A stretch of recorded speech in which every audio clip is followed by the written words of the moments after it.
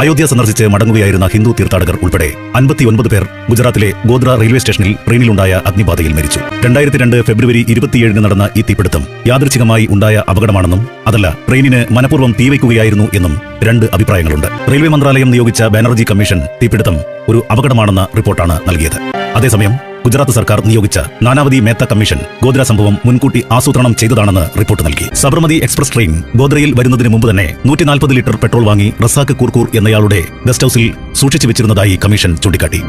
S6, S7 കോച്ചുകളെ തമ്മിൽ ബന്ധിപ്പിക്കുന്ന ഇടനാഴിയിലെ vestibule തകർത്ത് S6 കോച്ചിൽ കയറിയ ആക്രമികൾ ഏകദേശം 60 ലിറ്റർ പെട്രോൾ അതിനുള്ളിൽ ഒഴിച്ച ശേഷം കോച്ച് കത്തിച്ചു എന്നാണ് അന്വേഷണ റിപ്പോർട്ട്. എന്നാൽ ഇത് സാധ്യമായ കാര്യമല്ല. 60 ലിറ്റർ പെട്രോൾ ട്രെയിനിലേക്ക് കൊണ്ടുവരണമെങ്കിൽ 3 വലിയ ബക്കറ്റുകളോ പാത്രങ്ങളോ വേണ്ടിവരും. യാത്രക്കാർ തിങ്ങി നിറഞ്ഞ കോച്ചിലേക്ക് പെട്രോൾ കൊണ്ടുവന്നാൽ ആളുകൾ അത് തിരിച്ചറിയുകയും തടയുകയും ചെയ്യുമായിരുന്നില്ലേ?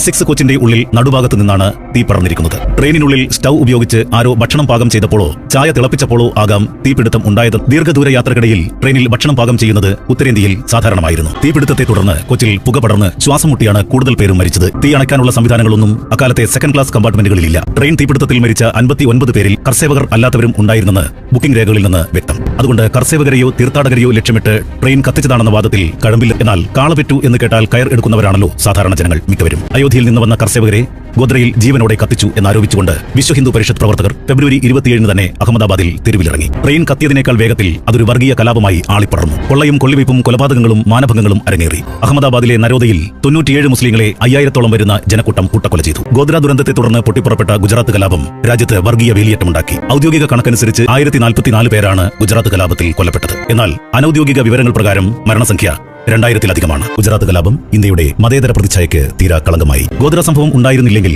തുടർന്ന് വന്ന നിയമസഭാ തെരഞ്ഞെടുപ്പിൽ BJP ജയിക്കുമായിരുന്നില്ല. 2001 ഗുജറാത്തിൽ നടന്ന പഞ്ചായത്ത് തെരഞ്ഞെടുപ്പിലും 3 നിയമസഭാ ഉപതെരഞ്ഞെടുപ്പുകളിലും ഭരണകക്ഷിയായ BJP പരാജയപ്പെട്ടിരുന്നു. 2003 ഏപ്രിലിൽ നടക്കേണ്ടിയിരുന്ന ഗുജറാത്ത് നിയമസഭാ തെരഞ്ഞെടുപ്പ് ഗോദ്ര സംഭവത്തിനും ഗുജറാത്ത് കലാപത്തിനും ശേഷം മുഖ്യമന്ത്രി നരേന്ദ്രമോദിയുടെ ചരടുവലികളെ തുടർന്ന് 2002 ഡിസംബറിലേക്ക് മുന്നോട്ടാക്കി.